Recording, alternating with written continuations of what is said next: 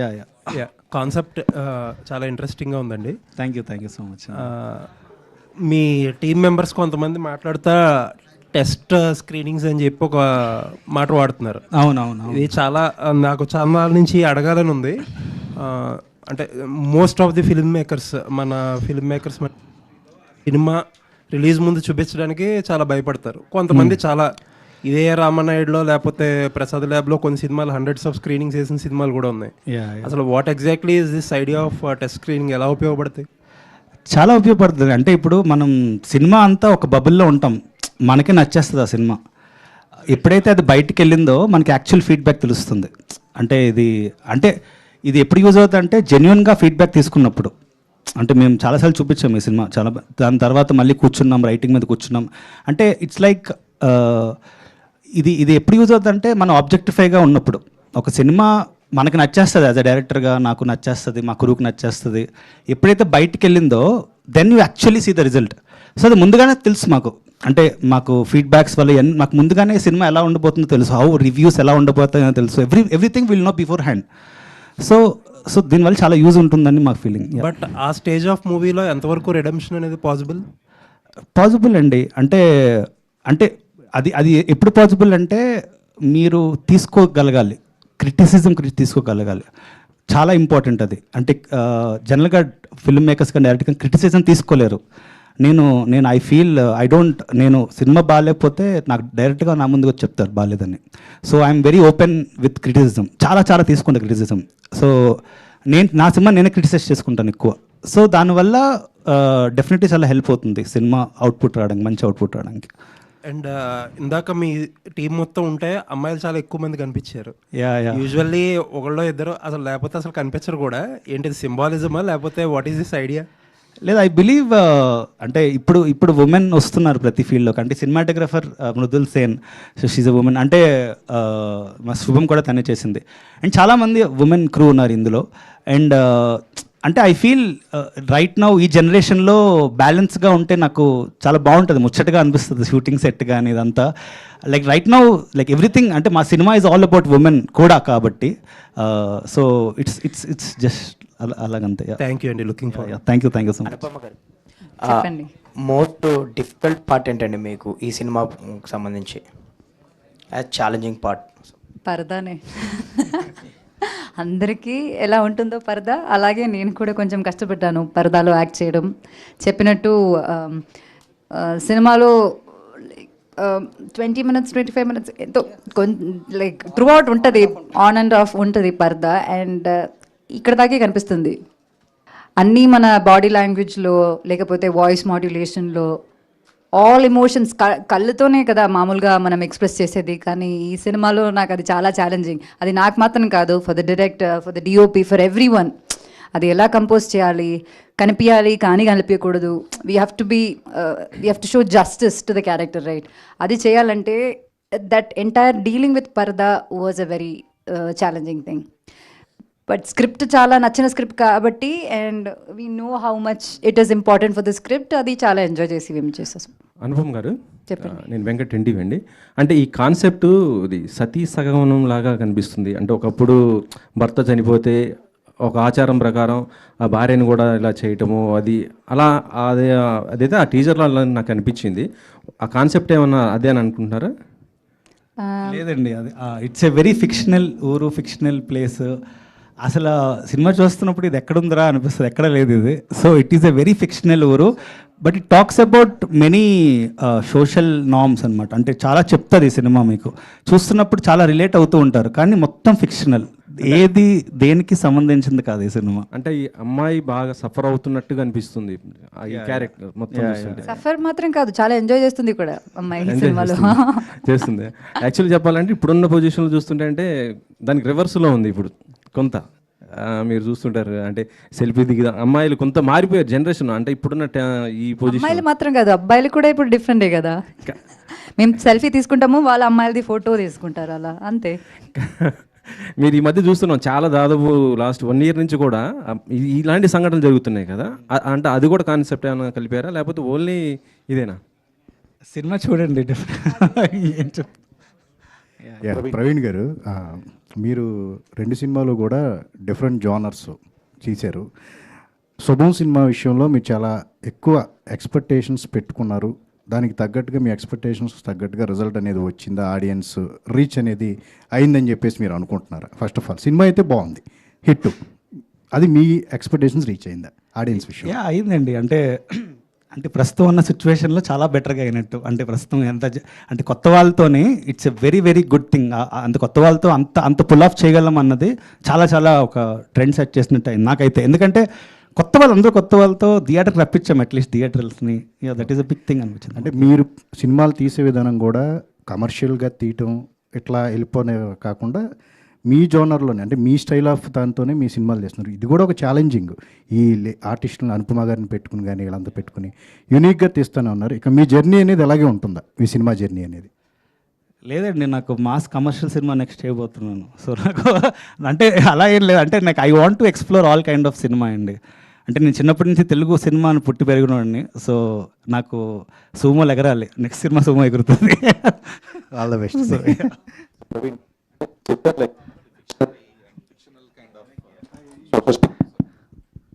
అంటే మీరు చెప్పారు like mostly fictional and fictionary kind of social stigmas అని చెప్పేసి. But what is the kind of inspiration and Maidanam Chalam గారి రచనలు అలాంటి ఏమన్నా కూడా ఇన్స్పిరేషన్ ఉండిందా ఈ స్పెసిఫిక్ స్టోరీ లైన్కి? అంటే ఈ స్పెసిఫిక్ స్టోరీకి ఒక ఇన్స్పిరేషన్ ఉంది, కానీ అది ఇప్పుడే చెప్తే స్టోరీ రివీల్ అయిపోతుంది. సో సినిమా చూసాక, అంటే మేము ఎక్కడ స్టోరీ ఎక్కడ మీకు తెలీదు, అది మేము ట్రైలర్ చూసినా కూడా స్టోరీ తెలియదు మీకు. అంటే వెరీ వెరీ మీరు థియేటర్లోనే చూడాలి actual what is the story about అని. సో ఇప్పుడు ఏం చెప్పలేను what is the inspiration, but ఈ సినిమాకి చాలా చాలా పెద్ద ఇన్స్పిరేషన్ ఒకటి ఉంది. I can't tell right now. అంటే that's a burning issue right now or it happened long back అన్నట్లుగా అదన్న? It is always, this is always a burning issue. Paradha is always a burning issue right now. Anupama garu, చెప్పండి. Congratulations for dragon. Thank you so much. And ఈ సినిమాలో మీరు ఒక pregnant లేడీని కాపాడే theme ఉంటుంది కదా, సో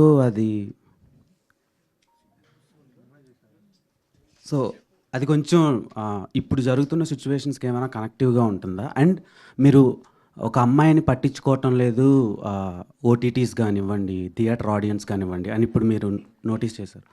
సో చాలా బాధపడుతూ చెప్పారు. దానికి రీజన్ ఏంటి, మెయిన్ రీజన్? ఈ సినిమా నుంచి మీరు ఏమైనా అలాంటి అబ్స్టాకిల్స్ ఏమైనా?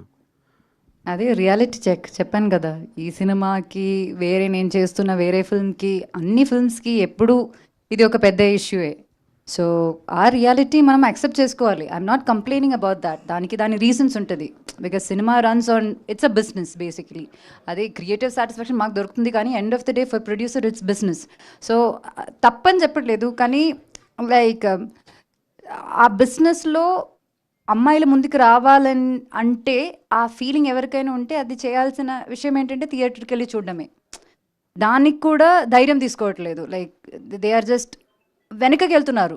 లైక్ ఫీమేల్ సెంట్రిక్ సినిమా నా ఓకే చేయట్లేదు అని. కానీ దానిలో ఉన్న కాంటెంట్ ముఖ్యం కాదు. వాళ్ళకి సినిమా చాలా నచ్చుతుంది. They are saying like the film is really good, అయినా సరే ఫీమేల్ సెంట్రిక్ ఫిల్మ్ కదా అన్న stigma. That is what I'm talking about. Reasons మీరు ప్రీవియస్గా కూడా చాలా పెద్ద బిగ్గెస్ట్ బ్లాక్ బస్టర్ కొట్టారు డ్రాగన్తో, అయినా సరే తీసుకోకపోవడానికి రీజన్స్ ఏంటి? అండ్ పరదాతో మీరు ఏం ప్రూవ్ చేస్తారు ఇలాంటి లేడీ ఓరియంటెడ్ ఫిలిమ్స్? ఇప్పుడు Dragon is a commercial film, it's a hero centric film అలా చెప్పొచ్చు. It's a character based film. అట్లా నేను ప్రీవియస్గా చేసిన సినిమాలు most of the films are like that only. ఇప్పుడు ఆ కాంటెంట్ని ఫోకస్ చేసి నా సినిమా ఇది. ఇప్పుడు I can't call this female centric film. It's wrong to call a film a female centric film. It's a content oriented film. Like ఒక content మీదే వెళ్తున్నాము. సో లైక్ ఐ సెడ్, దీనిలో కమర్షియల్ డాన్స్లు ఫైట్లు ఏమీ ఉండకపోవచ్చు, because that's not the kind of cinema this is. కానీ there are really high moments in the film. అది ఇప్పుడు చెప్పినట్టు మేము ఇంకా స్టోరీ ఫుల్గా రివీల్ చేయలేదు, బట్ మనం సినిమా చూసినప్పుడు there are times where you get emotional, there are times you feel empowered. అది not just for women but for men also. Any human being with little emotion will get connected to this film. ఆ నమ్మకం అయితే ఉంది. So we really hope ఈ ఒక stereo టైప్ని break చేసి there is this door open for other film makers to make films like this. Praveen గారు, ఈ role రాసుకున్నప్పుడే Anupam గారిని అనుకున్నారా, లేకపోతే వేరే వాళ్ళని ఏమన్నా సంప్రదించారా? ఫస్ట్ అనుపమనే అనుకున్నాను, వేరే ఆప్షనే లేదు. సో అంటే రీజన్ ఏంటి? సినిమా చూసాక తెలుస్తుంది, అంటే ఆ ఇన్నోసెన్స్ కానీ ఇది కానీ, అంటే షీజ్ అంటే ఫ్రీడమ్ ఎట్ మిడ్ నైట్ అని తను ఒక షార్ట్ ఫిల్మ్ చేసింది. నాకు తను ఎన్ని కమర్షియల్ సినిమాలు చేసినా నాకు that film gave me inspiration to caste her. So చాలా షీఈ్ ఎ బ్రిలియంట్ యాక్టర్ అండి. అంటే ఈ సినిమాలో యూ కెన్ సీ దట్ అని నేను ఫీల్ అవుతాను. అనుపమ గారిలో కళ్ళు ప్లస్ చాలా ప్లస్ పాయింట్. అదే మూసేసి ఎలా 20 minutes మీరు? అది చాలా ఛాలెంజింగ్ అండి. కానీ కళ్ళు కనిపిస్తూ ఉంటాయి, ఆ చిన్న చిన్నగా ఆ పరదాలో నుంచి కూడా కనిపిస్తాయి కళ్ళు. ప్రొడ్యూసర్ గారు, ఈ ఓటీటీ అనేది థియేటర్కి రావాలనేది మనకి ఫస్ట్ మోటివ్ అనమాట. మీరు ఇలా పోస్టర్లోనే పబ్లిసైజ్ చేస్తుంటే ఎంతవరకు అది, అంటే అది ఏమన్నా అగ్రిమెంట్స్ లాంటివి ఉంటాయా? లేకపోతే ఉంటుందండి. ఓటీటీ వాళ్ళలో ప్రొడ్యూసర్ డెలివరబుల్స్ అని ఉంటాయి. డెఫినెట్గా హ్యావ్ టు మెన్షన్ అమెజాన్ కానీ నెట్ఫ్లిక్స్ కానీ ఏదైనా సరే. అనుపమ గారు, స్క్రీన్స్ మీద అంటే స్క్రీనింగ్ అప్పుడండి. బట్ మాకు ఇచ్చిన అగ్రిమెంట్లు అయితే ఉందండి. బట్ అసలు మాట్లాడతాను sure, maybe definitely. Thank you అండి. కానీ ప్రాపర్ థియేట్రికల్ సినిమా అండి ఇది. అంటే మీకు కానీ అది కూడా పెద్ద ఇష్యూ కాదు కదా. ఒక సినిమాని నమ్మి వాళ్ళు తీసుకున్నారంటే అది మంచి విషయమే కదా. ఇప్పుడు ఓటీటీలో తీసుకోవడమే పెద్ద డిస్టర్బెన్స్. అది అది ఇవ్వకపోయినా అదే అలా అంతే కదా, ఇవ్వకపోయినా ఇచ్చినా అంతే కదా, same, doesn't make any difference. అస్సలు ఏం లేదు దానికి. ఇంటెలిజెంట్ ఆడియన్స్ ఫూల్స్ అని అనుకుంటే అక్కడ మనం ఫూల్ అవుతాం. They are very intelligent, very smart than us. So yeah. Anupama garu, here చెప్పండి. Advance congrats for the JSK and the Parda. Okay, is there any similarities between both JSK and Parda? Absolutely no similarities. That's a really different kind of film. ఇది చాలా different kind of film. ఈ cinema ఒక it's like a folklore but a travel film. అది ఒక different kind of genre ఈ cinema. అది ఒక court room drama kind of film అది. సో అసలు రెండు ఫిల్మ్స్కి అసలు కనెక్షన్ ఏం లేదు. ఇలాంటి క్యారెక్టర్ అంటే ఇంటెన్స్ క్యారెక్టర్లు పిక్ చేసుకోవడానికి రీజన్ ఏంటండి? నాకు ఇప్పుడు మంచి క్యారెక్టర్స్ వస్తున్నాయండి. 10 years స్ట్రగుల్ చేశాను నేను. నాకు సాటిస్ఫాక్షన్ ఇచ్చిన మంచి క్యారెక్టర్స్ రావడానికి. చెప్పారు కదా, నేను ఒక యాక్టర్ని, నాకు కొంచెం టాలెంట్ ఉంది. ఆ టాలెంట్ ఎక్కడైనా చూపించాలి కదా, దానికి నాకు ఇప్పుడు అవకాశాలు వస్తున్నాయి. సో ఆ అవకాశాలని I'm not letting it go, I'm just grabbing it అంతే. అంటే మీరు అమ్మాయి అది ఒక వర్డ్ ఎవరు ముందుకు రావడం లేదు అనేది JSKని ఉద్దేశంలో పెట్టుకొని అన్నారండి? JSK కొంచెం కాంట్రవర్సీ నడిచింది కదా. అయ్యో, JSK కాంట్రవర్సీ అది వేరే విషయం కదా. That's another battle. దానికి అమ్మాయిలకి ఉమెన్కి సంబంధం లేదు. That's another total battle. ఇది జనరల్ సినిమాలోనే మీకు తెలుసు కదా. Let's not close our eyes and pretend as if the world is dark. It's not right. అది రియాలిటీ. ఆ రియాలిటీ చెప్పాను అంతే. ఓకే, థ్యాంక్ యూ అండి. థ్యాంక్ యూ అండి. ప్రవీణ్ గారు, దీంట్లో మీరు ఆ జ్వాలాముఖి దేవి అది చూపించారు కదా. సో జ్వాలాముఖి దేవి అంటే అగ్నిస్వరూపిణి ఉంది, శక్తిపీఠం కదా. అలా ఏమన్నా అమ్మవారికి కనెక్షన్ చేస్తే ఏమన్నా ఉంటుందా దీంట్లో? మొత్తం ఫిక్షనల్ అండి. ఈ ఊరు అదే అంటే ఎప్పుడుది కాదు ఈ సినిమా. ఫిక్షనల్ దేవుడు, ఫిక్షనల్ ఊరు, but everybody will relate to it. అంటే ఇప్పుడు అంటే ఎలా చెప్పాను అంటే అంటే ఇప్పుడు కాన్సార్ అన్నది ఒక ఊరు ఉంది కదా. సో అది ఒక ఫిక్షనల్ ప్లేస్. సో అలాగా ఇది వెరీ ఫిక్షనల్ ప్లేస్, కానీ చాలా రిలేటివ్గా అనిపిస్తుంది చూసేటప్పుడు. ఎక్కడ ఏదో చెప్పాలనుకుంటున్నాడు కదా డైరెక్టర్ అనే విషయం మీకు అర్థమవుతూనే ఉంటుంది బ్యారలల్లీ. ఇంకొకటండి, పరదా అనేది ప్రతి రిలీజియన్లో ఉంది. అంటే ఇప్పుడు ముస్లిమ్స్లో ఉంది, రాజస్థాన్ లాంటి ప్లేస్లో, హిందూస్లో ఉంది, మామూలుగా క్రిస్టియన్స్ కూడా. అంటే పరదా అనలేదు, వాళ్ళు కూడా చర్చ్కి వెళ్ళినప్పుడు ఇలా. సో ఇదంతా ఉన్నప్పుడు అంటే ఏమన్నా రేపు పొద్దున కాంట్రవర్సీ అది అవుతుందని ఇది లేదా మీకు? అలా వస్తే సినిమాకి ఏమైనా హెల్ప్ అవుతుంది అనేది? అంటే సినిమా ఫిక్షనల్, మీరు సినిమా చూస్తున్నప్పుడు అసలు ఏం అనిపించదు ఇది. బట్ కొంతమంది క్లీన్ ఫిల్మ్ అండి ఇది. బట్ ఇదే కొంతమంది ఒక సంస్కృతి చూసుకుంటారు, వాళ్ళు ఓన్ చేసుకుంటారు. కానీ మీరు పాయింట్ ఏం చెప్పాలనుకున్నారు అంటే మీ పాయింట్ ఆఫ్ వ్యూ? అది సినిమా చూడాలండి. నేను ఎలా చెప్తాను ఇప్పుడు? పరదా అనేది ఉండాలా ఉండకూడదని ఆ సినిమా చూడాలండి. అది అంటే ఇట్స్ లైక్ చూడాలి కదా. నో అంటే మీరు టైటిల్లో కూడా in the name of love పరదా అని పెట్టారు. అంటే ఒక ప్రేమ పేరుతో ప్రేమ పేరుతో పరదా వేయడం అంటే నేను ఇప్పుడు చెప్పేసినట్టు ఉంటుంది. అంటే నేను అంటుంది సినిమా తీసిందే మీకు చెప్పడానికి. So whole idea of cinema తీసిందే మీకు చెప్పడానికి నేను ఏమనుకుంటున్నాను.